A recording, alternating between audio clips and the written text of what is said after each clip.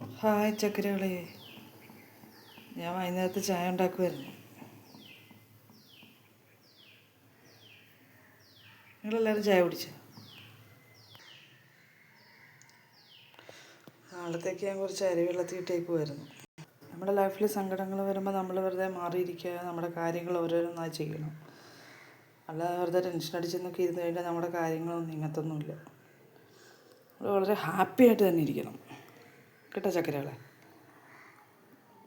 നമുക്ക് ചക്കര എന്നൊക്കെ വിളിക്കുന്നത് നമുക്ക് ഇഷ്ടമാണല്ലോ, അതുകൊണ്ട് ഞാൻ നിങ്ങളെ ചക്കരയെന്ന് വിളിക്കുന്നത്. ഓക്കെ, അപ്പം നമ്മുടെ ചായ റെഡി. ഞായറാഴ്ചയൊക്കെയല്ലേ, അതുകൊണ്ട് ഞാൻ കിടന്ന് ഉറങ്ങി. ഇപ്പോൾ എഴുന്നേറ്റേ ഉള്ളൂ. എഴുന്നേറ്റപ്പോഴത്തേക്കും ആണെങ്കിലും മഴ പെയ്യാൻ വേണ്ടി ഇങ്ങനെ നിൽക്കുന്നു. ഇപ്പോൾ പെയ്യുന്ന പോയാൽ പിന്നെ ഇത് തുണിയൊന്നും കഴുകാത്തതുകൊണ്ട് പിന്നെ ഓടി ഇറങ്ങേണ്ടി വന്നില്ല തുണി പെറുക്കാൻ വേണ്ടി.